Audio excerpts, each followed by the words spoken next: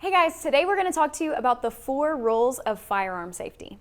Yeah, the 4 rules of firearm safety are universal in the firearms industry, and really there's no exception to that rule. I think the rules of firearm safety since I began to get into firearms in the 90s hasn't evolved because it's the basic standard operating procedure for all firearms.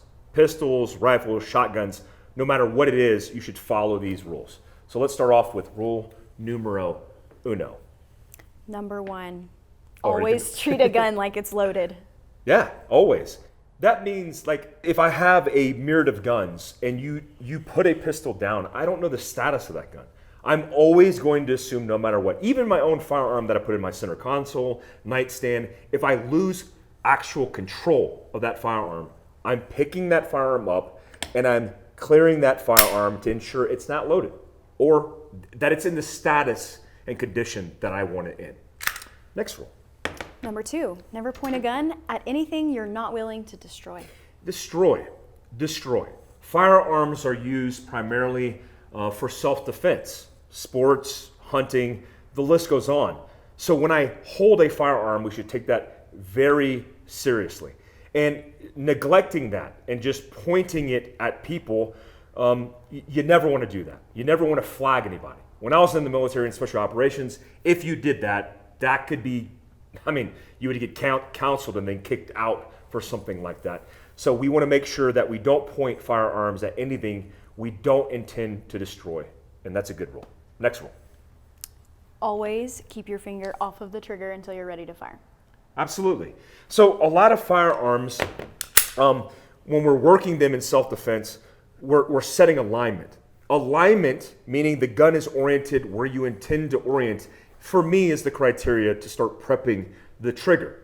Some guys will tell you, some tacticians will tell you that you have to be behind your sights.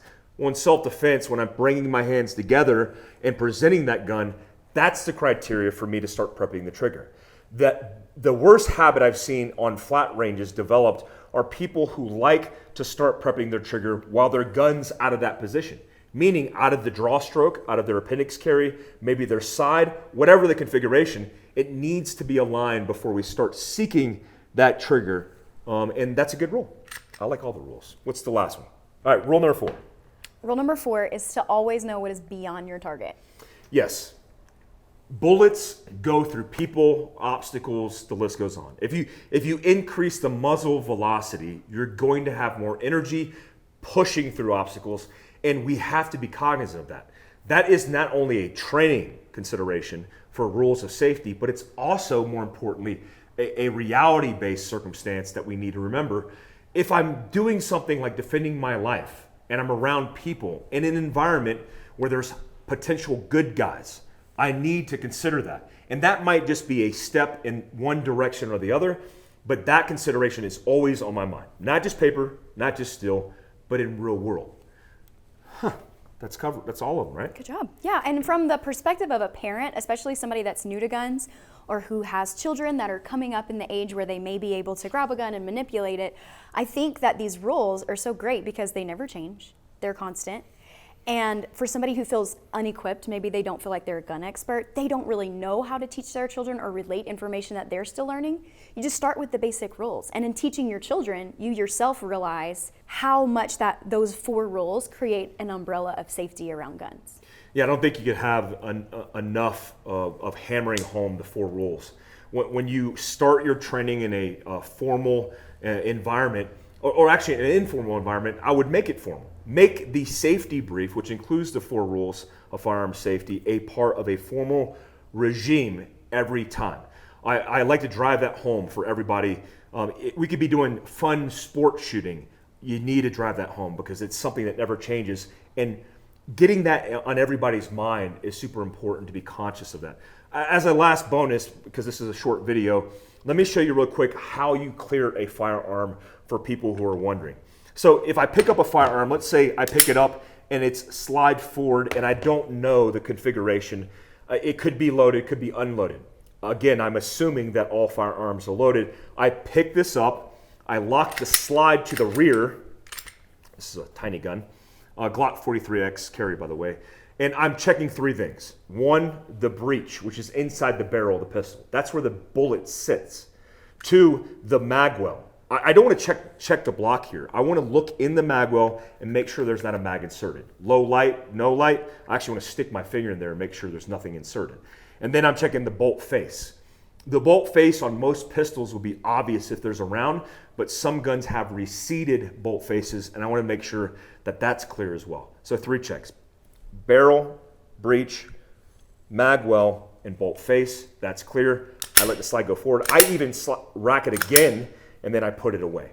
If I'm leaving a gun on a display on the ground and I'm losing control of it, I want to lock the slide because I want the opportunity for the person who picks it up to understand it's in a specific configuration. That doesn't mean it's not loaded, because there could be a magazine in there, but when the person picks it up, they could do their 3-point check and it would be set up for success. I hope that helped, guys. Look, I love doing content with Amber because we get a different perspective. This isn't all about the tactical gun space. This is about family preparedness, self-reliance, and being better prepared no matter who you are. So thank you for coming on again. You're welcome. Can I say one more thing? You can say whatever you want. Okay, so I think another thing to consider with kids is that they are obsessed with anything that they can't have. And so making it part of your, like you were saying, your family routine and including them in that conversation. And when you're going over the rules of gun safety, allowing them to see the guns, touch an unloaded gun, to just be around it, it doesn't make it something that is so taboo that they want to play with when they really grasp an understanding and a respect of the firearm the more they're around it. I like that. Which sounds counter to what most people would believe, but it's true. Yeah, I like that idea. And it's a lot of people would think that would be counterproductive, but if we understand psychology, especially that of children, you want to educate them, you want to make it a normal thing and not a taboo thing. Amber, I appreciate you. Thank you. Thank you very much. Thanks, guys. Till next time.